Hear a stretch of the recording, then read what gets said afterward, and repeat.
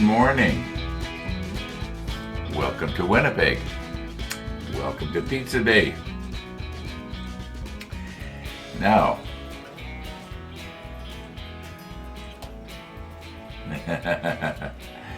yeah, let there be light. Okay, before I get going here, I wanted to mention that I checked my comments this morning already. Usually what I'll do is, one of the first thing I'll do is I'll turn on the computer, I'll check my email, see if there's any email. Almost all the emails tell me I've got comments. So then I go into the comments on YouTube, and I usually start with the oldest comment first, and then I work my way up to the most recent ones. And so I'm going through them, and there's about about 10 I think this morning, and I get to one from somebody by the name of Alex, and he says, you don't and I'm not wording this quite right, but he says you don't understand how a wire wrapper works. You should go on YouTube and find out how they explain how a wire wrapper works. So I stopped what I was doing, and I actually did. I found a video where somebody kind of explained how a wire wrapper worked, and it's basically the way I thought it actually worked. Okay, and I knew that you had to twist it, and it would wrap the wire around the whatever. And so then I keep going up, and I get to the more and more recent ones, and here Alex has made another one. Just recently, and I think it was like maybe only an hour earlier. And he had gone to the trouble of making a video, an excellent video, by the way, of how a wire wrapper works. Much better than the video that I had watched previously. So I watched the whole thing. I mean, it made me want to actually buy a wire wrapper. Now the problem is he was using a wire wrapper, I think it was on number 30 gauge wire, which had what I believe was a rubber jacket. Now this wire that I'm using has I think it's a varnished jacket. It's sort of painted on, and so I don't know if the skinning part of the wire wrapper would actually work on this very fine wire. It could be that they design wire wrappers specifically for. Anyway, I'm going on. Bottom line is, thank you, Alex, for going to that effort. And if I remember, for those of you who are watching, if you want to see this video, I'm going to put a link to his video in the description of today's episode. You know where it starts off in big bold print? This is not a tutorial. Okay, at the bottom of all of that stuff, there should be the link to Alex's video. Thank you, Alex, for going to all that effort.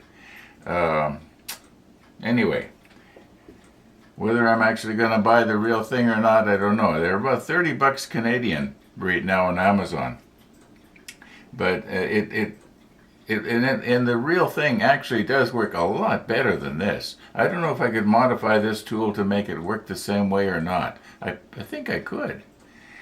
It wouldn't be quite as good, though. Anyway, enough about that. We have done step 63. We are now on step 64. And on 64, we are completely done with the stern section, and we start working on the bow section. So I guess I'm going to have to get different parts over here on the model table. We do have to get a few pieces that we don't already have. Yeah, it looks like 1, 2, and probably same thing for the other side. Unless maybe...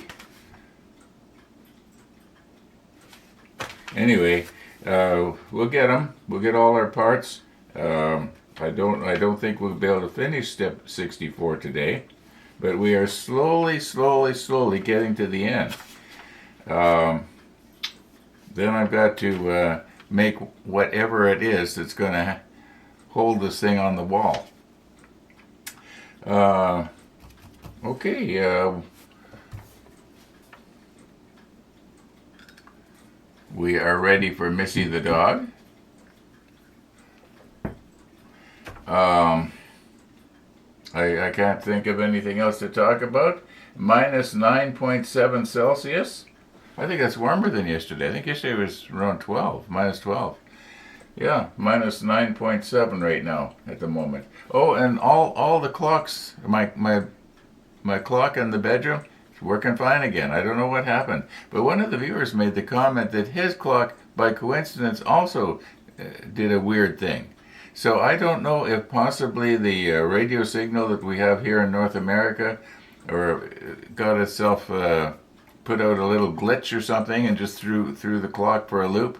The only thing is then, why did all the other clocks in my house, like my watch, it works off it receives a radio signal every day, and so does this one.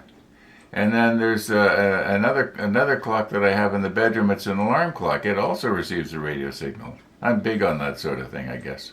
And I'm also like the mechanical clocks. Right now, if I look around, I can see 1, 2, 3, 4. Oh, and in the hallway 5 mechanical clocks. Well, I guess that's not true. The mantle clock is sort of semi-electric. It looks like it's going into detail you don't need to know. Okay, let's get ourselves recomposed here. Get the parts for step 64 and continue on. Try and make some progress. Yeah. And again, Alex, thank you. Okay. In step 64 here, all the parts we need are on the B, C, and E sprue, which we have here. Now we need basically the same parts, well, a few other different ones, in 65. Now if I go ahead and grab all the parts, am I going to have trouble later possibly getting the wrong ones on the wrong sides? Or are they so mirror imaged that it won't make any difference if I was to get them wrong?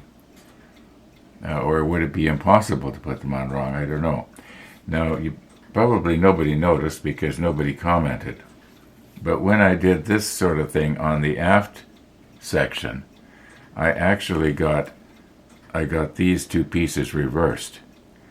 And the little opening that you can see here, at least I think you can probably see it, was supposed to be underneath, so that when the hull was right side up, you didn't see that opening, and where the little shaft from the rudder goes in. Well, I got those pieces reversed. As it turns out, it doesn't really make any difference at arm's length. But I will be more careful this time that I don't get those reversed. I think what I'm going to do is I'm going to go ahead and get all the pieces for 64 and 65, and because they do have to be painted before they can be put on. Yeah, some of them are going to be put on what we're looking at right here. This is the clear plastic side, and here again, should I paint the top of it, or I think I'm just going to leave it completely clear, and we'll just put the parts on, and they'll just sort of highlight it, the same way we did on the stern section. At least that's the plan right now. Okay, let's get our parts here. What's the first thing we need? B 26 and 27, and as long as we're getting that, we may as well get 25 and 28 for the other side, and which is right here. I mean, you can't go wrong. I don't even need to look for the numbers. It's just so obvious. So long as I don't accidentally get something wrong here, like maybe the riveting would be. I'm not a rivet counter. Don't worry about it. Okay. Point of interest here. For step 64 and 65, we need all the pieces that are on the B sprue except for the hatch. And the hatch we use in step 66. No danger of getting that mixed up. There's only one hatch left. But we do need absolutely everything else.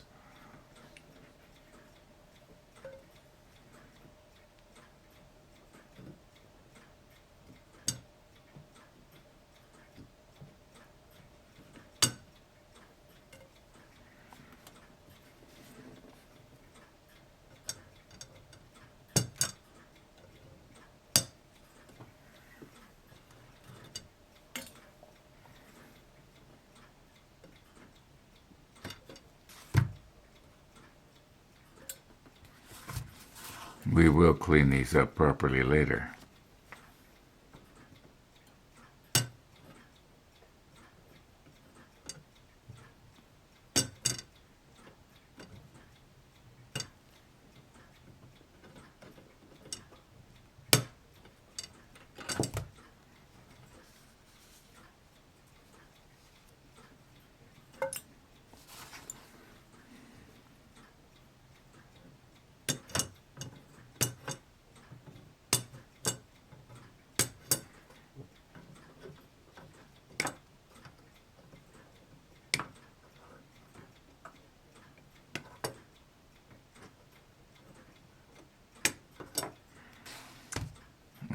Okay.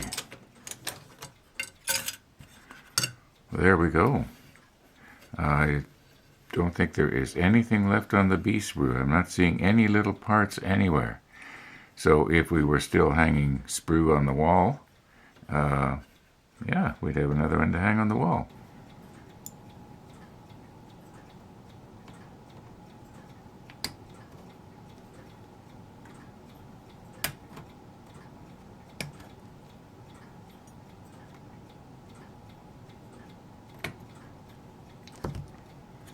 Okay, now when I'm trimming off, I want to be careful not to trim off this little part right here.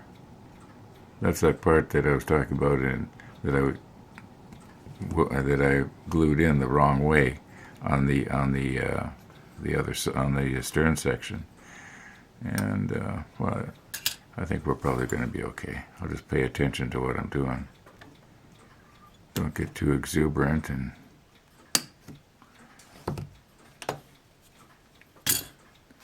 all right, now we need what I would call the coupler, and the piece that we just cut off here, the forward diving plane. It goes in here, and I can sort of see what that's all about.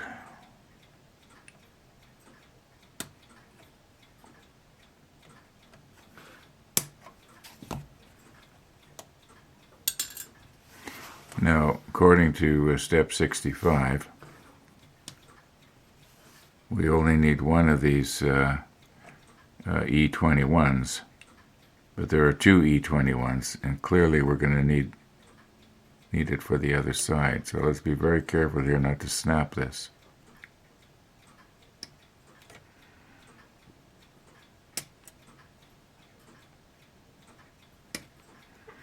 Okay, I'll separate those later.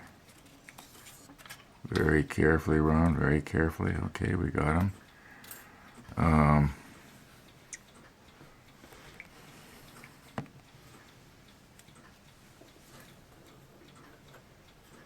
All right, there's another sprue to hang on the wall if we were still doing that. Right, I'm not seeing any pieces left. Little by little, we're using them all up.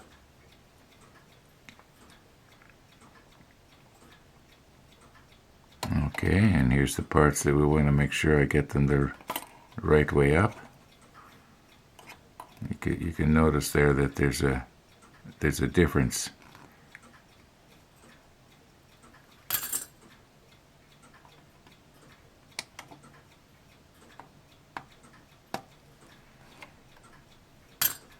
Now,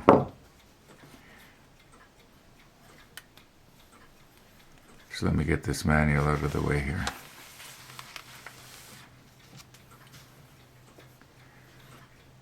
as near as I can tell, the only thing left on the C sprue is these pieces right here. Where's the other nipper? And I know where they go. So there's not going to be any chance of forgetting them or anything, but they're the sort of thing I am probably going to be painting with the 77 so that they stand out. And I will have to be very careful when I'm trimming them up.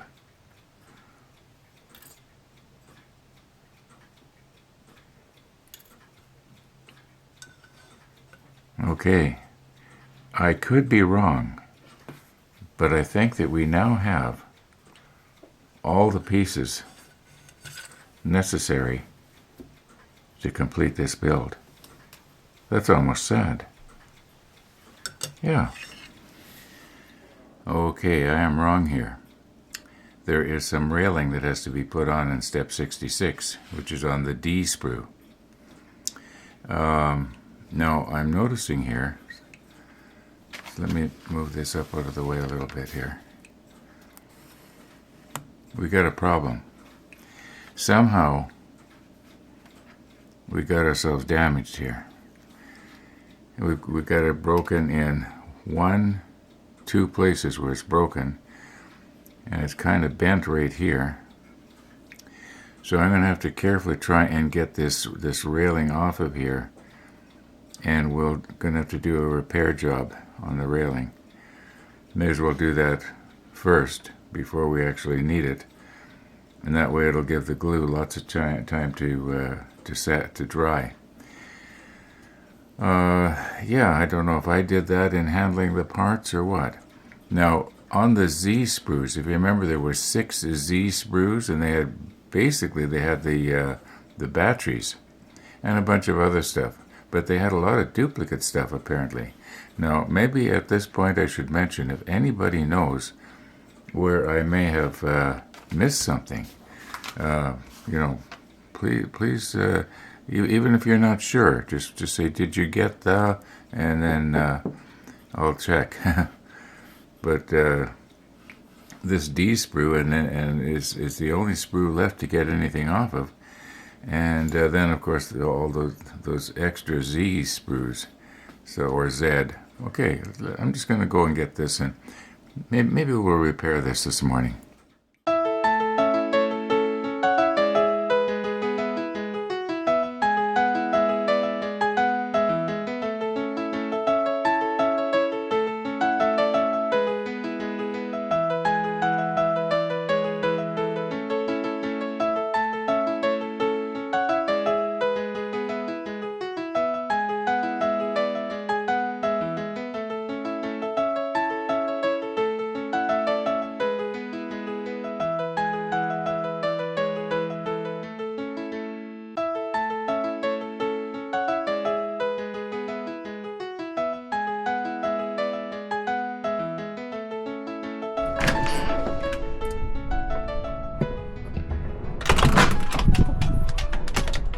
Hello, Missy. Hi. You went for a long walk. Yes, you did. A very long walk. Yeah.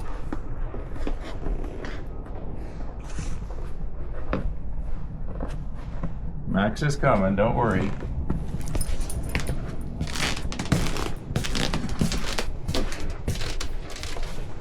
Oh. Very good dog, Missy. Oh. Well, you guys went for a long walk. Oh. It was quite an adventure. I'll tell you about it. Well, did you go over the bridge? We did. I thought I saw you going over the bridge, but I couldn't see Missy, so I wasn't sure. Yeah, she's not very tall. No, she sort of hides behind the grass. So, yeah, we walked it's like a mile and a third. We got over the bridge and she wanted to go left, so we walked another to 200 meters, 200 yards to the kiddie park, and walked through the park down onto the Crescent. Uh-huh. And I thought, well, maybe I'd do what Rainey does and go down to Gilmore and over to the traffic circle and back. And I mean, she was ready to go. I said, Missy home, and she sat and looked at me. Oh, come on. Not yet. Come on. Not yet. And I said, Missy, well, all right. We passed 3 ladies. 2 of them were joggers, one about a little younger than me, one a little older. Another walker, about 50 years old. We got over the bridge and down the hill. And where Donwood hits Pioneer Trail, there was a big front end loader parked there waiting for us to go by. And I indicated we were, so, you know, he backed up the big horn, you know. And just then an ambulance comes up Raleigh. And Missy immediately stops and drops and points her nose to the moon and howls, you know. She thinks it's the pack calling her. Meanwhile, the driver is looking at me. He doesn't know, so he backed up a little bit further. You know, he says, "How much room do you need?" So I had to get going. So I'm pulling on Missy, and Missy resists. So she gets up on her back legs, and she's walking down towards me, howling. She looked all the world like a little black, you know what I mean. Dragon? No. No? Half dog, half man. Oh, a werewolf. Werewolf. She looks like a little black werewolf. That's me, Dad. Little black werewolf. Are we ready to go home? See Mommy? Lap? Eat bone? Well, they're starting to plow the sidewalks up here. That's nice. Thanks, Uncle Ron. You're the best. Thank you for coming, Missy. I'll see you later, Ron. We'll see you later. Beautiful day. Yes, I had to take my gloves off.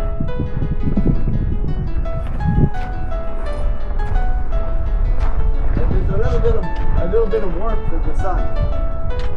Bye, Missy. Bye, Uncle Ron.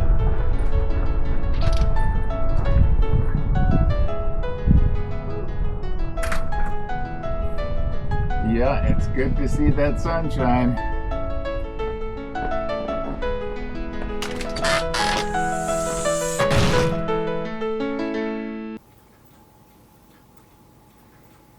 Missy the dog. Missy the dog. Okay. Now, as you can see here, we've got a rather difficult repair job.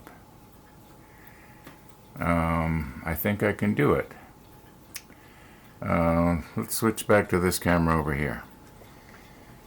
Now, these 2 pieces of railing here, the D13 and the D4, I know they've given them 2 different numbers, but as near as I can tell, they're absolutely identical. It's not like one curves one way and the other curves the other way, if you know what I mean.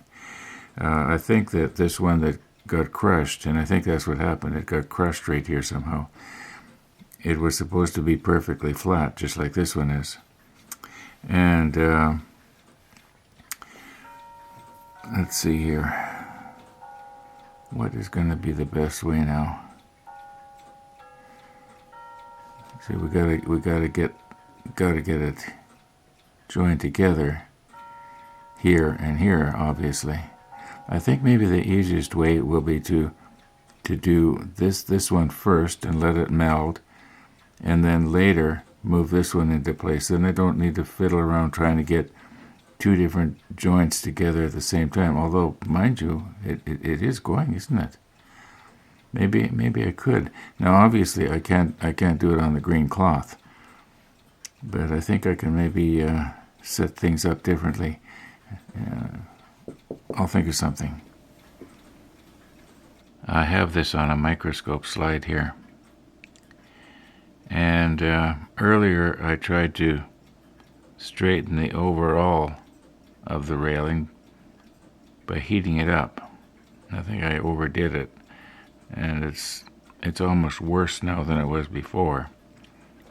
And I've concluded that what I'm going to do is I'm just going to say it was depth charge damage. Being as that these railings are identical, we'll put this one on the back. I would imagine that would be the one we would see the least. Okay, now I could, if I was to squeeze these together a little bit here, I might be able to get them both on at the same time. Because it would be nice if this rail right here was in line with this one right here that you can't see because of the tape. So I don't know if I can squeeze it or not. It's and we've got a fracture right there that you can see, and hopefully the extra thin that I'm going to use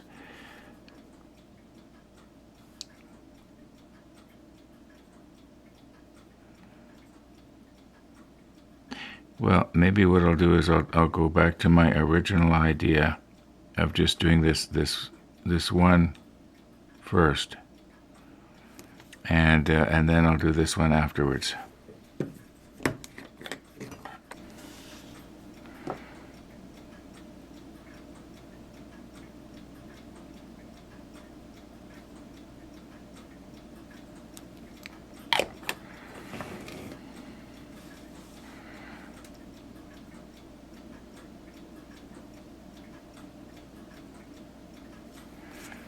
It doesn't seem like they're lining up too good.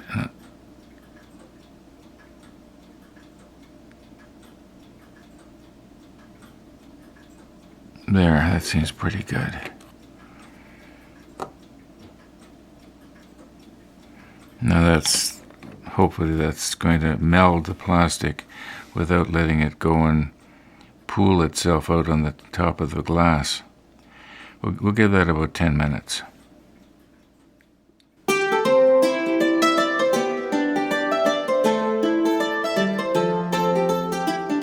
Now, it seems to me that I remember hearing myself say, we'll give this about 10 minutes.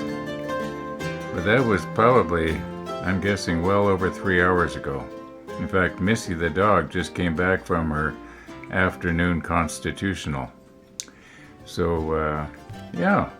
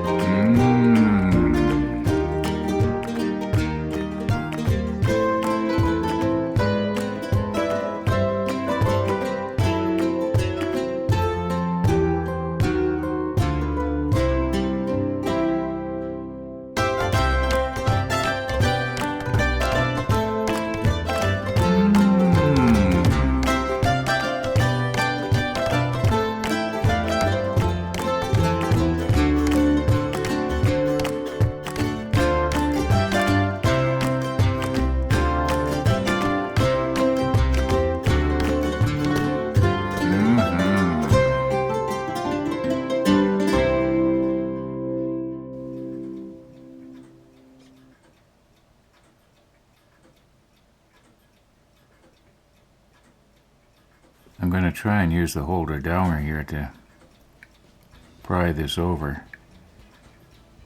More or less hold it in the right place. I almost need 2 holder downers here. Or maybe not. Could be that it's going to meld okay.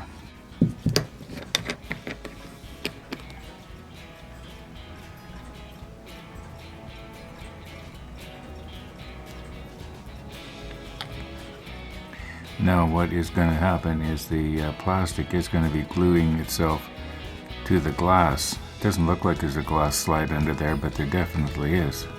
Otherwise it would be gluing itself to the green cloth. I could just push this up just a little bit here.